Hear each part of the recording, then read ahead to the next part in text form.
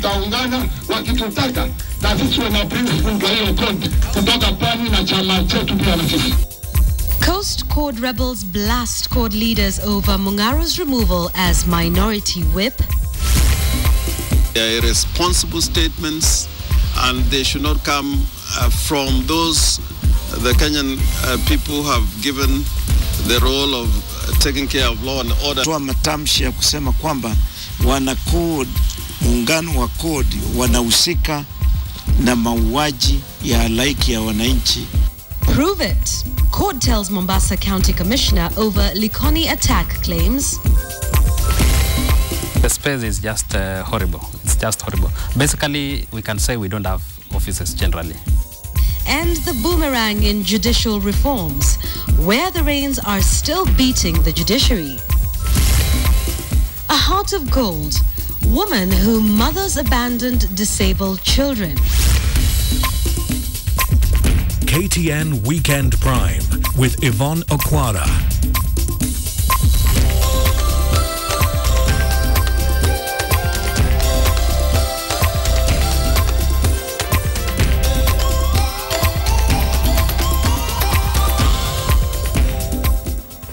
A very good evening to you this 26th day of July 2014, excuse me. Clearly, we're trying to move ahead with the years. Thank you so much for joining us on our bulletin tonight. We have all the top stories for you, including the top stories in the world of sports, what's happening at the Commonwealth Games. We will also be taking an incisive look at the judiciary 2 years after a plan to transform the judiciary. Sam Ogina has an incisive piece that airs tonight. You do not want to miss that, so do look out for that. It's coming up in this bulletin. But first, let's start off with politics. And ousted minority whip Gideon Mungaro has dared ODM to deregister him and head for a by-election. A furious Mungaro said he was removed from his role for advocating for the interests of the coastal people and vowed to continue working with the Jubilee government. And as Ferdinand Omondi reports, over 10 Chord MPs of Parliament allied to Mungaro have threatened to quit the coalition and form a party for coastal leaders. Gideon Mungaro has been largely quiet since he was ousted as minority whip, but when he eventually spoke in his Kilifi backyard, Mungaro was spitting fire. He dared party leader Raila Odinga to have him removed as Kilifi North Member of Parliament. Na mheshimiwa Raila asikie na ajue sitishiki. Na kama wanataka kesho waniandikie barua wanifute ubunge, nitarudi nitafute kura. Labda mtaka hiyo kodi hivi hapa. Mungaro was removed earlier this week as minority whip for working too closely with the Jubilee government. Other Coast MPs like Kwale woman representative Zainab Chizuga were also put on notice. But the leaders defended themselves, saying they were entitled to seek development project support from the state for their people. Nimeuliza pia serikali na waziri wa barabara aje Kilifi aangalie barabara za Kilifi town, mitaro ya maji machafu, na nitamleta. Kama hiyo ndio hatia watanifuta sana, wacha hiyo ya uchifu. Saa hizi hata kama kiko ndani ya shimo tutakwenda tupige magoti tukitowe tuletee watu wetu.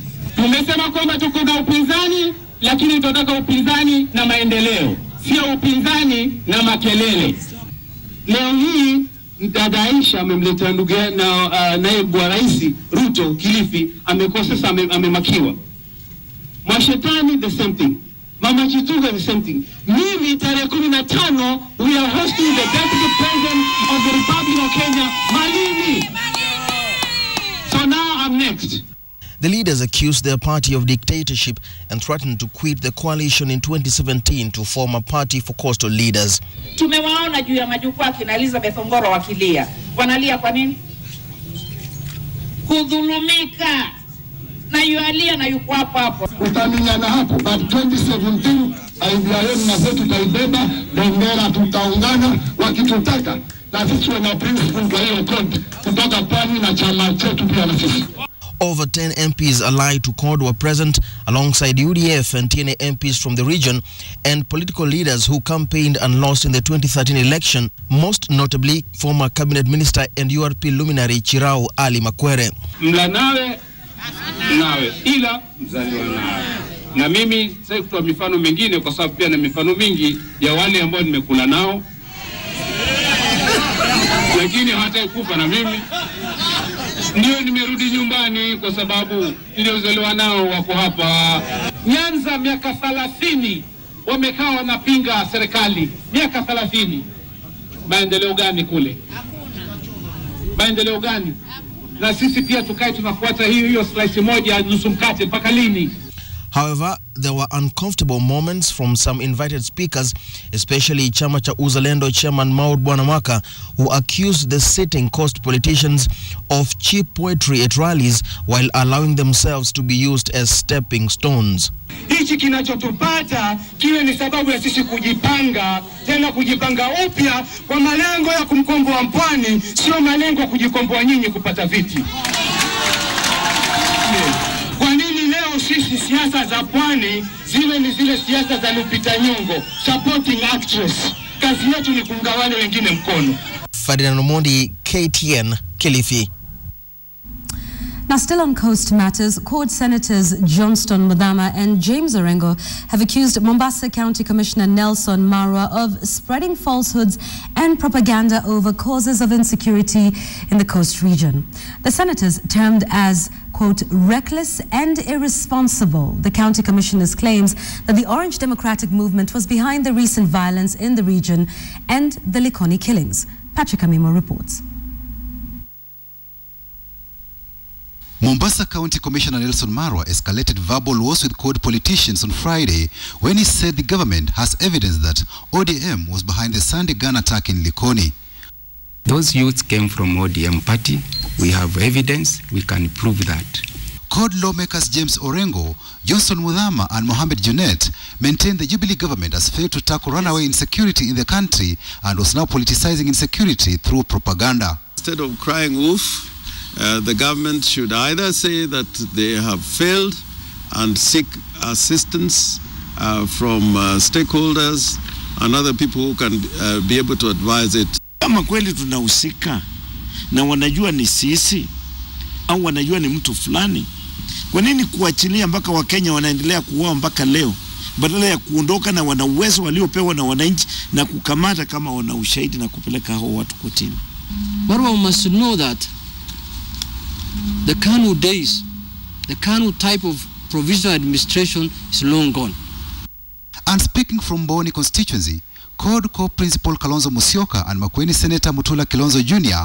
called for Marwa's sacking over his remarks. We must have a more serious and responsible leadership, even within the Jubilee coalition. I'm calling on the president to dismiss this man because he doesn't deserve to be a county commissioner and a chairman of security. There is nothing called corporate crime. Meanwhile, lawmakers Ken Okoth and Simba Arati visited the Nairobi remand prison to show solidarity with Seth Odongo alias Dikembe Disembe, a university student who is facing charges of hate speech. Dikembe is accused of posting messages amounting to hate speech on his Facebook account on July 8th with the intention to stir ethnic hatred among communities in Lamu County.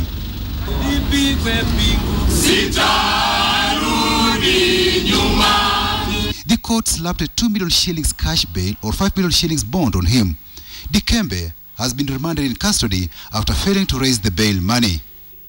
We're coming back to court on Monday under the leadership of Senior Counsel James Orengo to look and review those bail terms to try to get them to be reviewed down. They said they'll resist any attempts to curtail freedoms of speech. Patrick Amimo, KTN. Now, 2 years ago, the judiciary launched an ambitious 4-year transformation framework. The plan was anchored on 4 pillars: people-focused delivery of justice, transformative leadership, adequate financial resources and infrastructure, and use of ICT.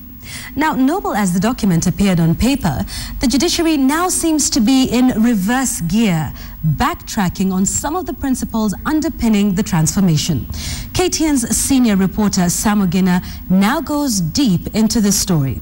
Here is part 1 of the judicial mockery.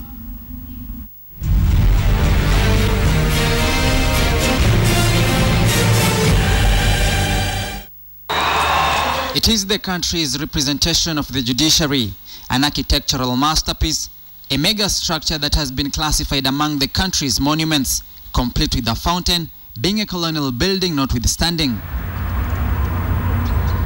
On the other side of town stands another handiwork of genius construction, a story building that is the country's Milimani Law Courts. Not far from it stands an abandoned appeals court with a state-of-the-art design. This is a summation of an impression of what the country's judiciary may look like, but far from it.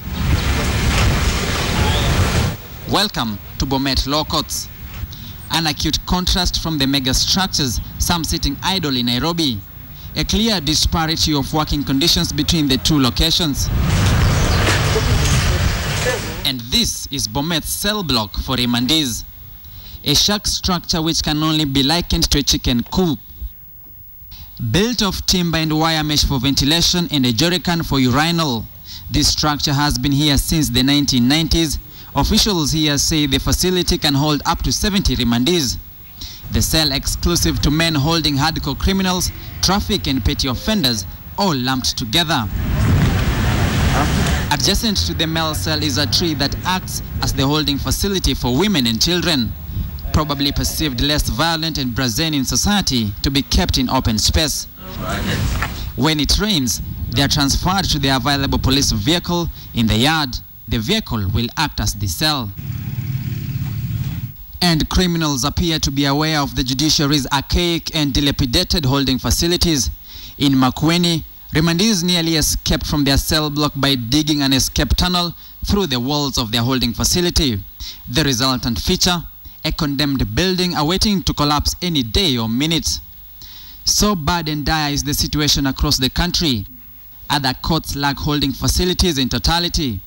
The remandees are thereby allocated a row in the open court. In a courtroom of 2 sitting rows, one row is reserved for the members of the public, while the adjacent one is for remandees, be they hardcore criminals or not. This is the situation in Runyenjes, Othaya, Tawa and Makueni Law Courts, just to sample a few. In the open court where we operate from, it is actually used as, at the same time it's used as a library. That is where my books are. We use it as a registry. That's where some old files are kept. We use it as an exhibit store at the same time. We use it as a cell at the same time. All the suspects are crammed into a 10 by 10 court. And that 10 by 10 court is expected to hold also members of the public. It becomes congested and it becomes very difficult for one to work in the courtroom when it's congested like that.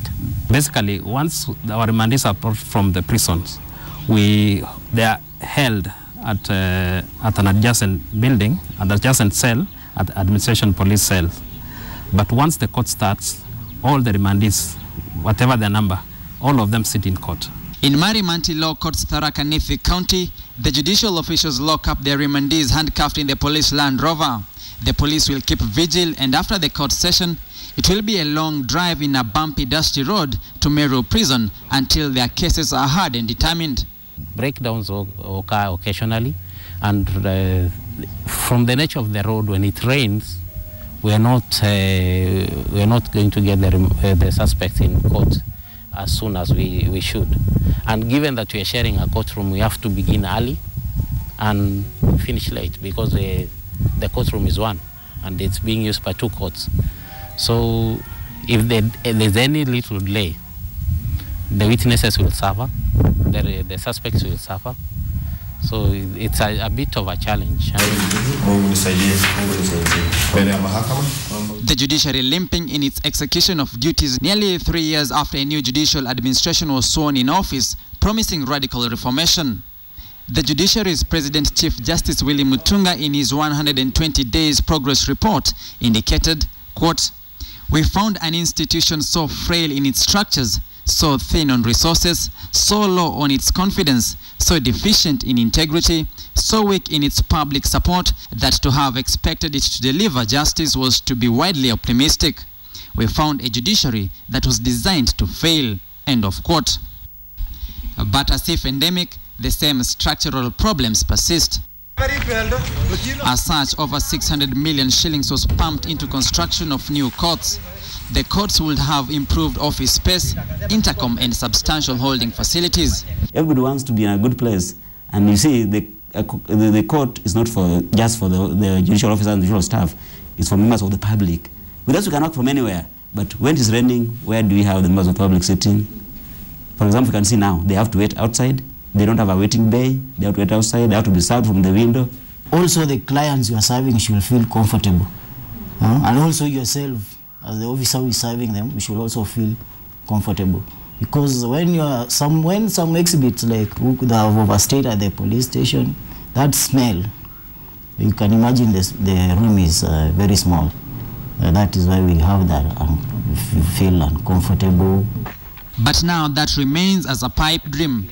The judicial wars between the Judicial Service Commission and the former CJR crippled the projects, many of which have stalled. As the fights in Nairobi intensified, it is the judicial junior staff who bore the brunt of working in pathetic conditions. The space is just horrible. It's just horrible. Basically, we can say we don't have offices generally.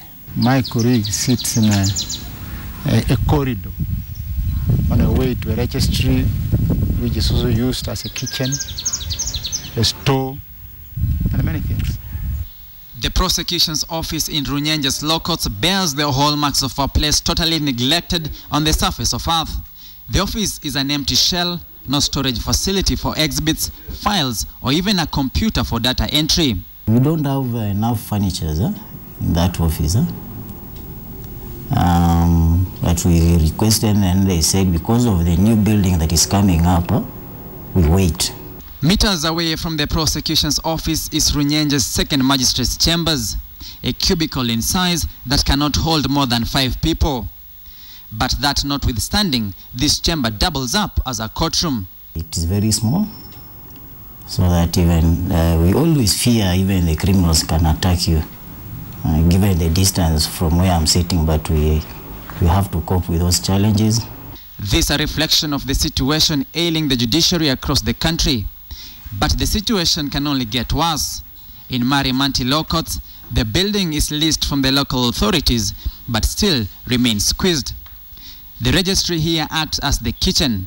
Files are kept in the same room, tea is prepared. The risk of fire torching all documents as real as it can get. So you can see how the court is squeezed. Well, the registry itself accommodates about 8 members of staff, and it's 8 by 8. So a member of staff is expected to occupy 2 feet by 2 feet. So some of the members of staff have to operate from elsewhere within the compound. This is replicated in Othaya. The strong room is equally the kitchen and the kitchen store. Most courts across the country are either housed in leased or granted space. The Bomet Law Court is operating from the Bomet County Commissioner's space. They were required to relocate in May, but were given a grace period of up to the end of July to move to their own premises. The space has been identified for the county's Huduma Center. Kwa sasa niko na kesi katika Wanguru Law Court na vyenye iko kuna mashinda mengi huko kwa hizi makoti yetu. Kwanza ukienda ndani ya koti hakuna mahali ya kuketi, watu wanakaa wanasimama. Alafu hata viti haitoshei. Vyenye kwanza hii koti tulikuwa siku ya leo ilikuwa kukodishwa imekodishwa na haina kodishwa mzuri. Hata ndani nimekaa kama samba. Nimekuja hapa kotini juu nimestakiwa na mtu. Wakati nilifika hapa niliambiwa niende koti tu hapa Wanguru Law Court. Sasa kunja hapa nikaonelea kinyumba kimekaa kama mahali ng'ombe sinalala. Wakati niliingia huko ndani nikakuta kuna watu pia iko magistrate huko ndani. Where the courts are housed in their own premises, the buildings are pre-colonial courts and condemned as unfit for operations. The Othaya, Tawa and Makweni law courts have been condemned.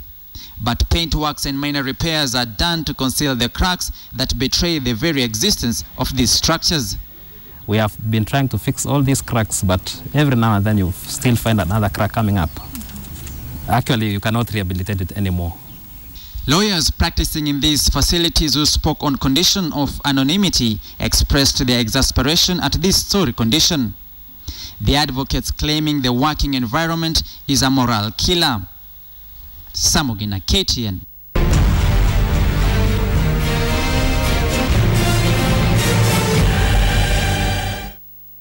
Some shocking revelations about the state of our judiciary, and we want to invite your comments on this expose on the reforms within the judiciary, whether they will happen in time 2 years after they were launched. On Twitter, the hashtag is Judicial Mockery. At KTN Kenya, at Yvonne Okwara, tweet me your thoughts and we will share them as we continue. Keep it right here. Part 2 of the Judicial Mockery is coming up right after this break.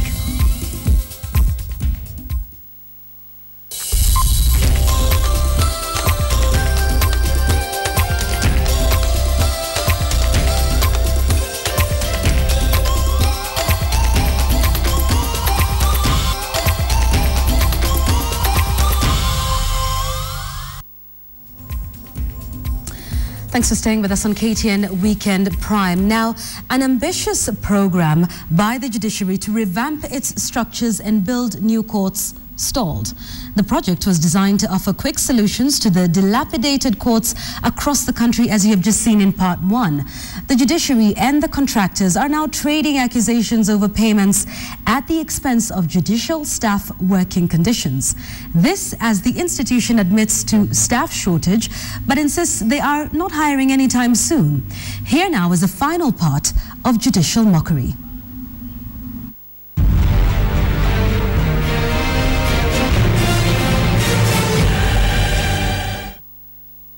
It is an institution that has wowed Kenyans and the country gradually gaining confidence in the judiciary.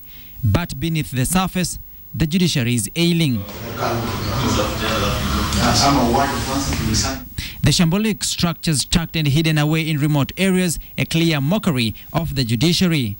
But the structures aside, the human resource is yet another dark chapter in the judiciary. Like now, like the clericals, it's a very big shortage. The two of them, once they are in court, then it means that there is none who is supposed to be manning either of the registries, because the registries are supposed to be manned by a clerical officer. But for now, we do it support staff who assist in the registries when the clerical officers are serving in court. So we would actually be happy to do it more. The institution is severely understaffed and the ripple effect is double-edged. Overworked staff and, on the flip side, relaxed officials.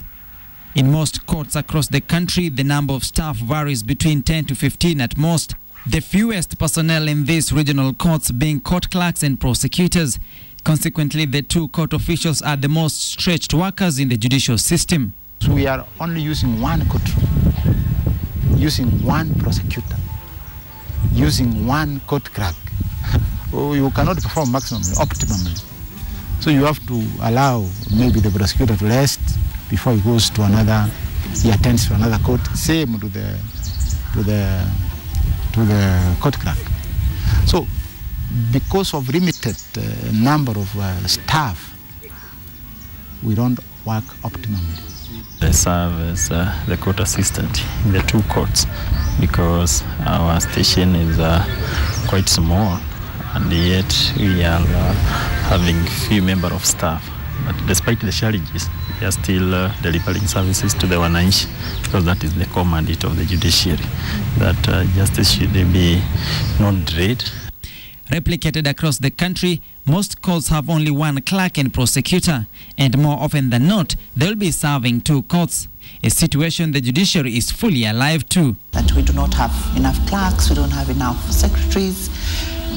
Even at the magistracy level, we have shortage.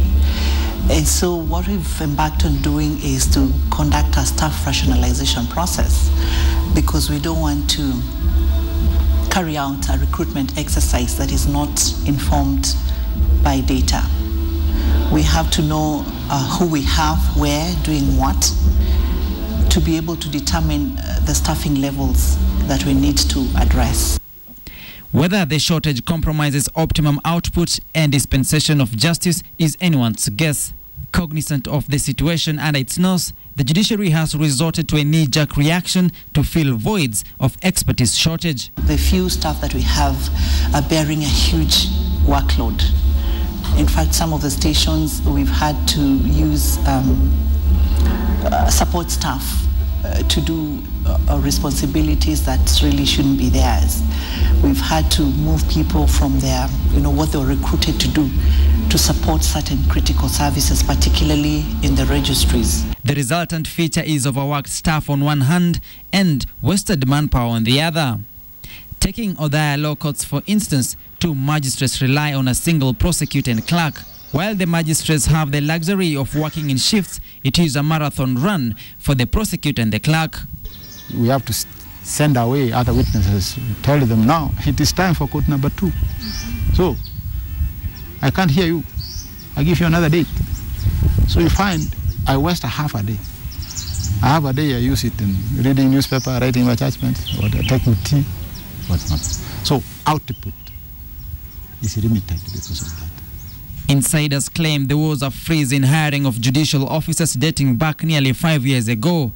This essentially is slowing down the wheels of justice. But the judiciary has denied any recruitment freeze, but ironically saying it is not hiring anytime soon. You're aware that we've had quite an increase in the number of judges in the past about 3 years or so compared to what we had in the past, and the recruitment of staff to support them hasn't been commensurate, because each time we get a new judge, that judge needs 1 or 2 clerks, needs a secretary, needs a driver, needs all those support facilities. So we are not going to recruit anybody without first completing the rationalization process, because we want it to be comprehensive.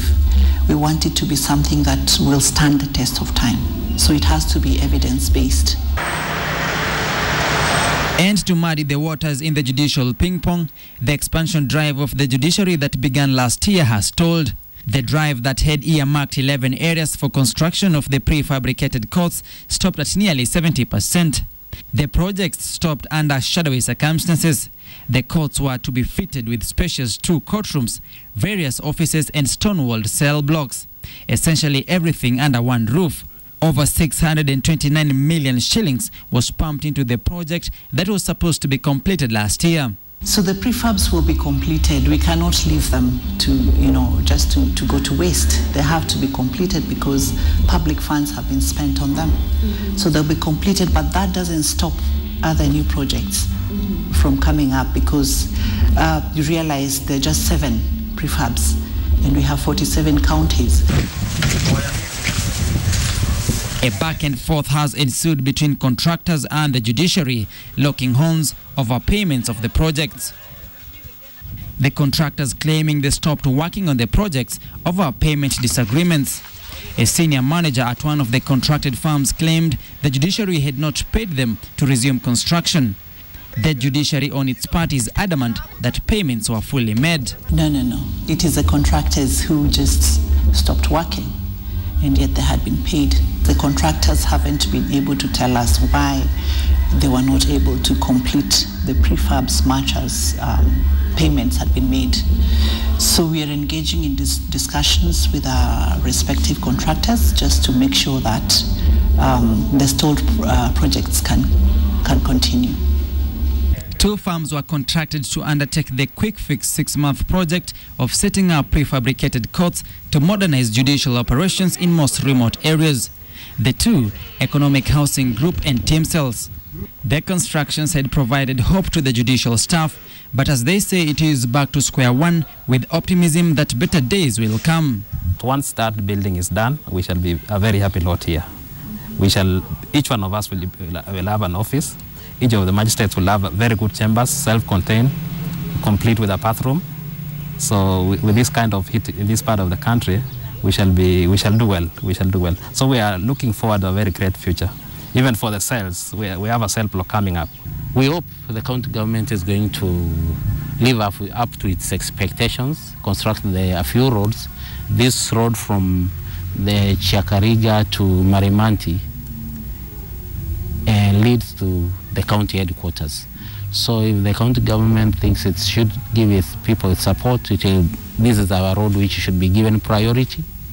And also we also expect the prison to be completed very soon. That will also give us a boost. It will reduce the trips. It will reduce the cost of running for the police. And once this court is complete, what we'll need only is one prosecutor. And I think we'll not have any backlog in this court. When you operate from where you are comfortable, that is okay. You will perform better. Now that it has stalled, we don't know when it will be complete. But so still we'll be suffering due to space. Yeah, but if it is complete and we move in as a relief, you will work better. And that is what the judicial headquarters in Nairobi is promising: better days. This year we've managed to get sufficient funds for the refurbishment of the existing courts. We already have bills of quantities from all the stations affected. We have a priority list which was approved by Parliament, and we've been able to identify stations that have to come up as new constructions and those that need to be refurbished and extended. And for the current financial year, I'm happy to let you know that we do have adequate funds for that exercise. But until that comes to pass, the mockery in the judiciary that has been endemic persists: poor infrastructure and crippled services, hallmarks of an institution struggling to get up on its own feet. Samugina, KTN.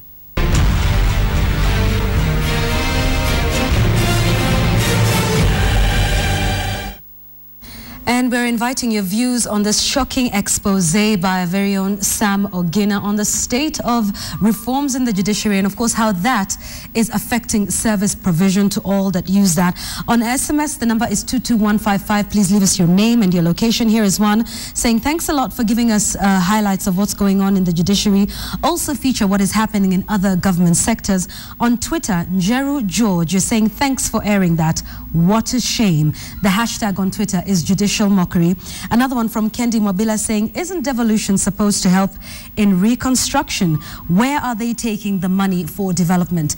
At KTN Kenya, at Yvonne Okwara on Twitter, the hashtag is judicial mockery. Keep your thoughts coming in on this as we carry on with this bulletin. Let's move on to some positive news. American energy giants will be seeking to meet President Uhuru Kenyatta on the sidelines of the U.S.-African Leaders Summit to negotiate ways of investing in Kenya's newly discovered oil deposits. Foreign Affairs Cabinet Secretary Amina Mohammed has also revealed that the government will use the summit, which starts on August the 4th, to strengthen economic and security partnership with the U.S. government. Uhuru will lead a delegation of 40 people to that U.S. summit. The intention is just to look at areas in which these energy giants can invest, on the continent. And since we are a newly oil and gas discovering country, you can imagine how much interest there is in engaging us. It's also probably one of the only times that all these leaders will be meeting with this whole group of CEOs and US leaders. And I think for your information, 2 of the days will be dedicated to full-day meetings. And the President of the United States will be present at these meetings. Right, now we want to take a short break, but not before giving you a sneak peek of the newspaper tomorrow. Headlines and the Standard on Sunday. This is what you will take a look at.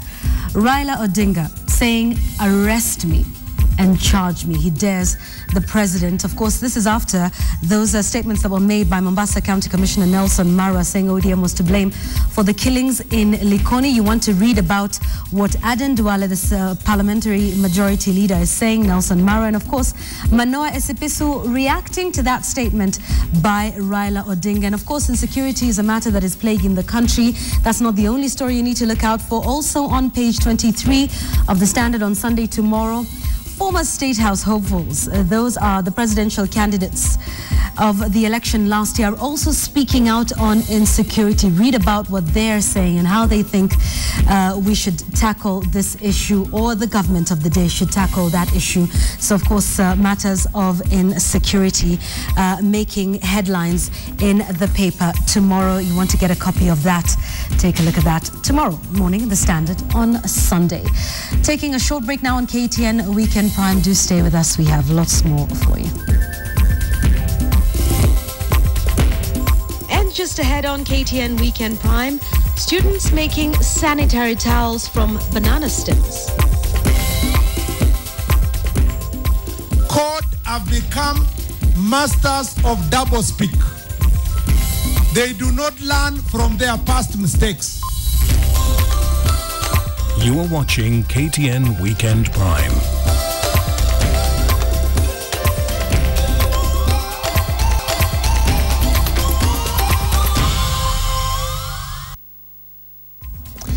Welcome back. Now, after nearly a whole month of fasting by Muslims all over the world, the Eid al-Fitr celebration draws nearer, and many have already begun to make preparations for it. However, with the prospect of Eid has also seen prices of commodities rise ahead of the celebrations. Wilkis Tenyabo reports.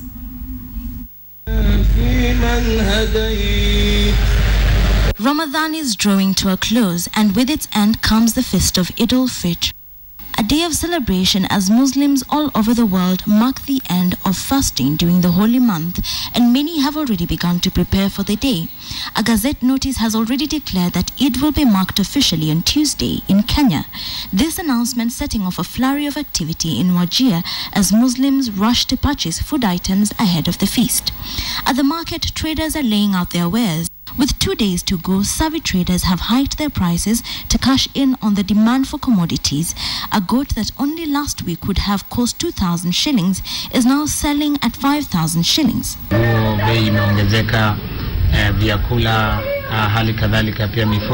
But Eid is about more than just sharing a meal. It is also a day when the Muslims give back to the disadvantaged in the community through what is known as Zakah al-Fitr. While some people prepare to feast, others are now booking tickets in order to flee.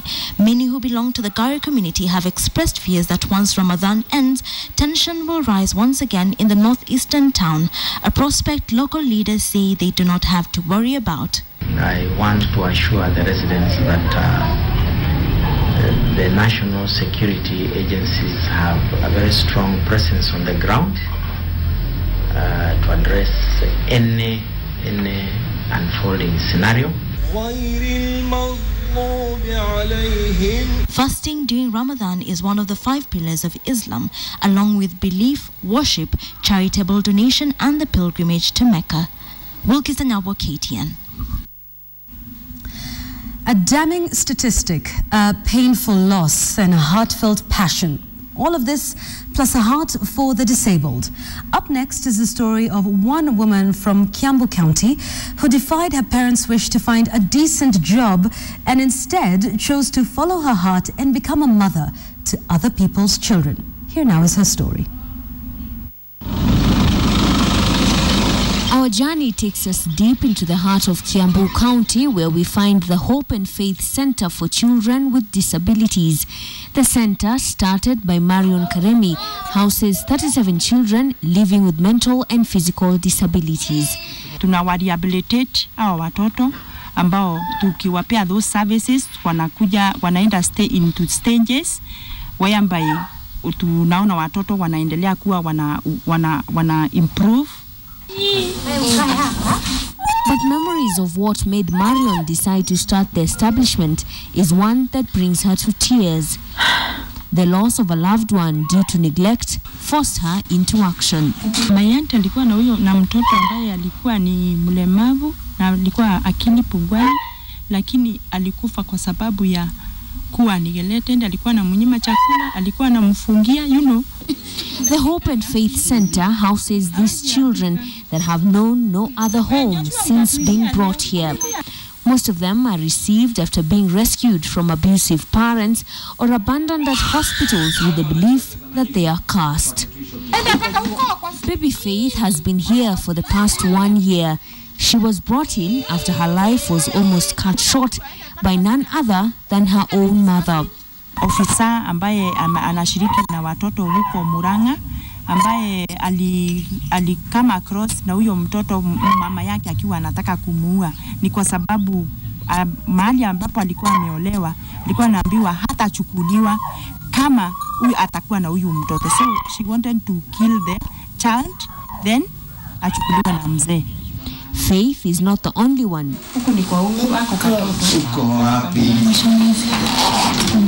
12-year-old Robert Kamau came here after being abandoned by his parents. Nilikuwa sikuwa najiweza, nilikuwa nimekosa shule, nikaona mtu akanileta shule huku, nikakuwa mtu mzuri, nikaanza kusoma.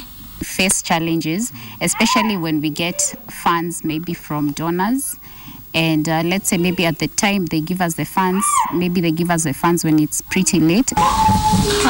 For Marion, the center is, however, not the best she has to offer. The playroom has to double up as the study room because of small space. At night, the cold is biting because the iron sheet structure barely keeps the kids warm. Hii wakati wa baridi na immunity ya watoto is very low. Wakati mwingine tukipeleka kwa health center ile iko karibu, unapata daktari mwenye utakuta haelewi what kind of a child you are taking there. So ni lazima upeleke huyu mtoto kwa specialist. Marion says the center could always do with more benefactors, but this is not keeping her down. Marion considers this task a calling. A heart of gold indeed. Some more good news. A group of university students from Kabarak University in Nakuru have won accolades for creating sanitary towels made from banana fiber. As KTN's Kamcha Menza reports from Nakuru County, the innovation seeks to make the items cheap and easily accessible to schoolgirls. Take a look. From a distance, one can hardly tell the difference between these new innovative sanitary towels and the usual ones bought from shops.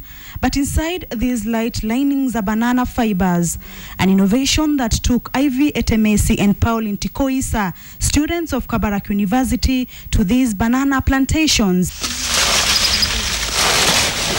Not for bananas though, but this trunk. Banana fiber because it's very absorbent compared to other local material.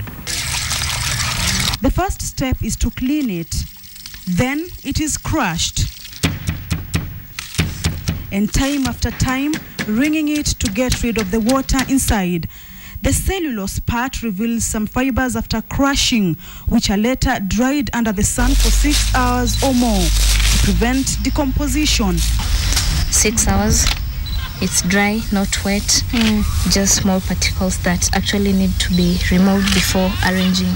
The dried fiber is then sorted to get rid of any knots and rough material that can cause discomfort when used. This is how we disinfect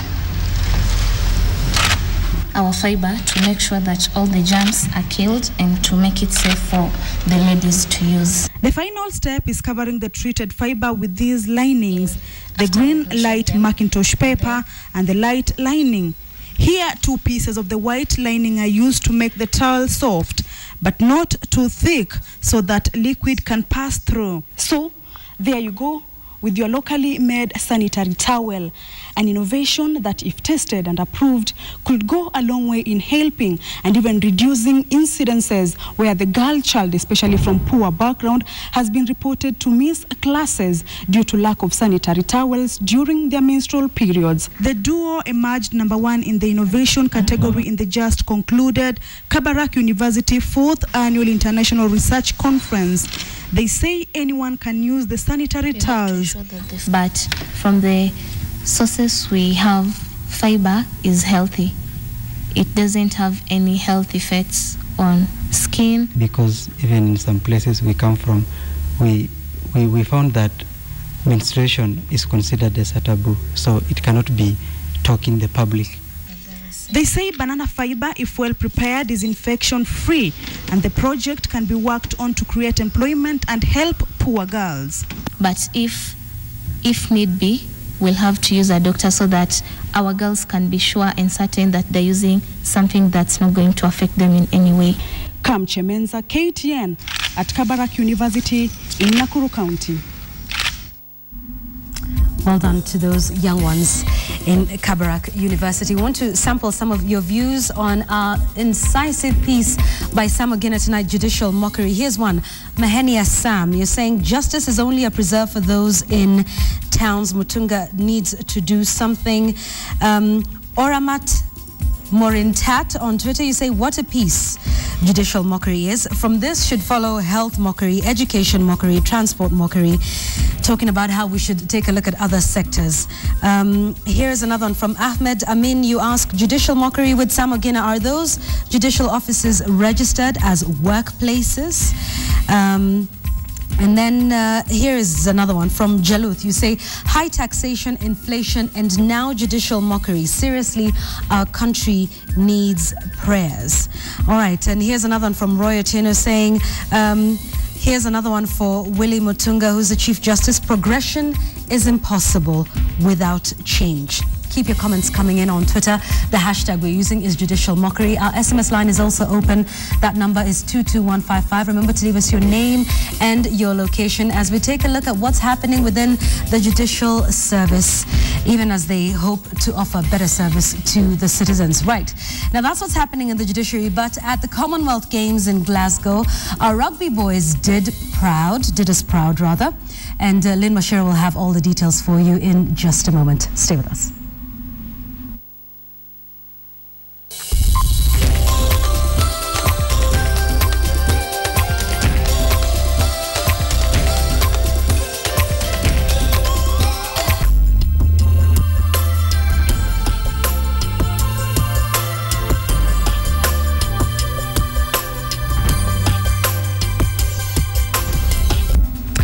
Right, so we want to conclude our bulletin tonight and take a look at some more of your feedback regarding the story we aired about the reforms within the judiciary. Here is one on SMS. Very funny, the judiciary saying it's understaffed. My wife and her colleagues have worked at the Milimani High Court since November 2011 and have never received any penny up to date.